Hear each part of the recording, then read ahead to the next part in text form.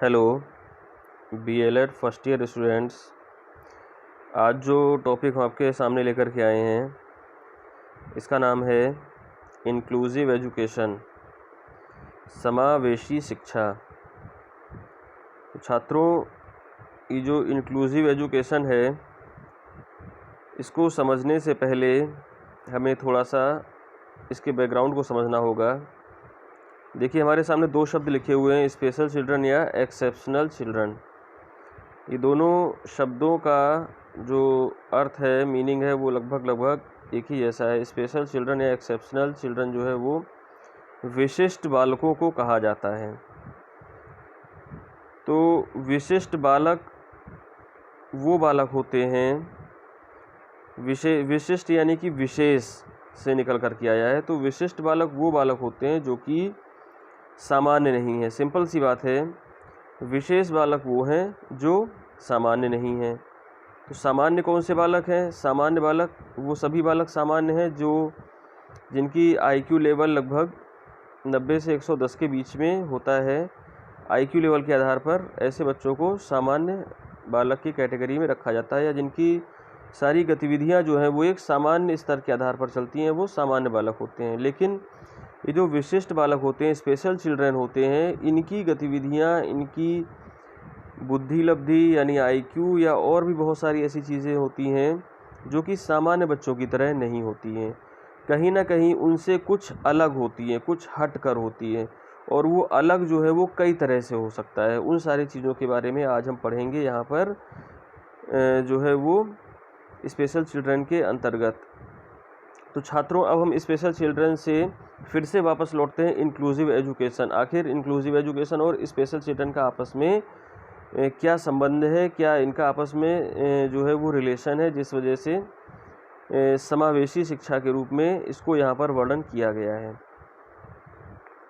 तो छात्रों, जैसा कि हम समझते हैं, समावेशी शब्द जो आ रहा है, समावेशी अगर हिंदी में हम इसका अर्थ निकालें, या इंक्लूसिव, तो ये जो है कहीं ना कहीं समाविष्ट करना या मिलाना से कुछ इसका अर्थ ऐसा निकल करके आता है।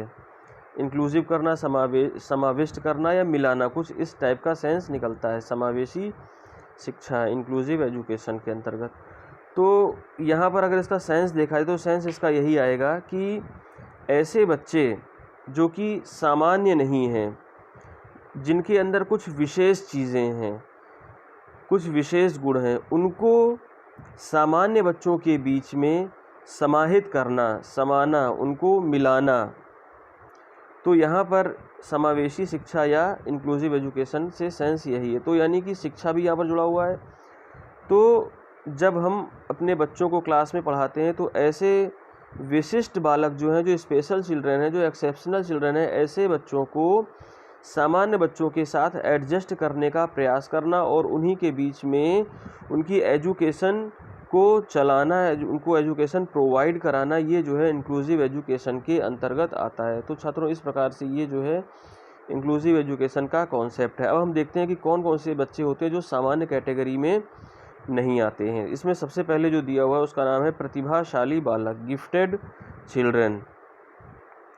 तो प्रतिभाशाली बालक जो है वो सामान्य बालकों में नहीं आते हैं। क्यों? क्योंकि वो प्रतिभाशाली होते हैं, उनके अंदर जो अचीवमेंट पावर होती है वो कहीं ना कहीं जो सामान्य बच्चे हैं उनसे अधिक होती है। उनका आईक्यू लेवल जो होता है वो सामान्य बच्चों से अधिक होता है। तो इसलिए इनको प्रतिभाशाली बच्चे कहा जाता है। ये चीज़ों को बहुत जल्दी गेन कर लेते हैं, बहुत जल्दी सीखते हैं, तो इसलिए ये प्रतिभाशाली बालक की कैटेगरी में रखे जाते हैं। आम तौर पर अगर आईक्यू के आधार पर देखा जाए तो ऐसे प्रतिभाशाली बच्चों में जो आईक्यू लेवल है वो 120 या इससे ऊपर आईक्यू लेवल होता है प्रतिभाशाली बच्चों का। कुछ इनके अंदर जो क्वालिटीज़ होती हैं, कैसे हम पता लगाएंगे कि ये प्रतिभाशाली बच्चे हैं? तो आईक्यू लेवल के आधार पर हमने जानकारी की कि ये 120 से ऊपर है, तो इनका जो है ये प्रतिभाशाली बच्चों की कैटेगरी में आएंगे। इसके अलावा बुद्धि, वही चीज़ हो गई आईक्यू लेवल। बच्चों की बुद्धि के आधार पर, बच्चों की सृजनात्मकता, बच्चों की जो उपलब्धि है, इन सब चीज़ों के आधार पर हम बालक को या बच्चे को हम प्रतिभाशाली बालक की कैटेगरी में कैटेगराइज कर सकते हैं। और छात्रों, जैसा कि हमने इससे पहले भी क्लास में आपको बताया है कि यहाँ पर बालक शब्द दिया हुआ है, प्रतिभाशाली बालक। तो बालक का मतलब यहाँ पर सिर्फ बालक या बालिका के आधार पर हम जेंडर जो है वो इस पर हम डिस्क्राइब नहीं कर रहे हैं, इसको हम आधार पर डिवाइड नहीं कर रहे हैं। यहाँ पर मनोविज्ञान में, साइकोलॉजी में बालक शब्द जहाँ पर आता है तो उसका सेंस जो है वो बच्चे से ही लिया जाता है। यहाँ पर बालक का मतलब जो है लड़के से नहीं होगा, तो यहाँ पर इस चीज़ से कंफ्यूज ना हो आप लोग।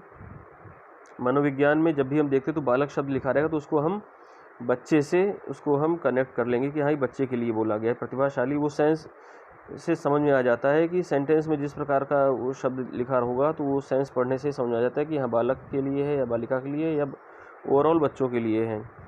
तो ये तो हो गया प्रतिभाशाली बालक, और इनकी जो क्वालिटीज़ हैं वो आपको हमने बताई। अब हम देखते हैं कि समस्यात्मक या ये स्पेशल चिल्ड्रन जो है वो किस प्रकार की प्रॉब्लम क्रिएट कर रहे हैं, जिस वजह से हमें इन बच्चों को क्लास में एक टीचर को एडजस्ट करने में प्रॉब्लम आ रही है, तो किस प्रकार से उन्हें एडजस्ट किया जा सकता है। तो इनको जो प्रतिभाशाली बालक जो हैं आमतौर पर ये जब क्लास में टीचर पढ़ाते हैं, इनकी बुद्धि अधिक होती है, इनकी सृजनात्मकता क्षमता अच्छी होती है, इनका उपलब्धि इनका अच्छी होती है। तो आमतौर पर जब टीचर क्लास में पढ़ाते हैं तो ये बहुत जल्दी, टीचर जब समझा रहे होते हैं तो टीचर की ये रिस्पॉन्सिबिलिटी होती है कि अपने क्लास में पढ़ने वाले सभी बच्चों को बराबर साथ में लेकर के चले। लेकिन ये बच्चे जो होते हैं ये कहीं ना कहीं काफ़ी तीव्र बुद्धि के होते हैं, इसलिए चीज़ों को बहुत जल्दी गेन कर लेते हैं, और इस वजह से कहीं ना कहीं जब टीचर उसको और अधिक एक्सप्लेन कर रहा होता है पाठ्यक्रम को, जो भी कंटेंट है उससे, तो ये बच्चे जो है उस समय चीज़ों को समझ चुके होते हैं और वहाँ पर इनके अंदर बोरियत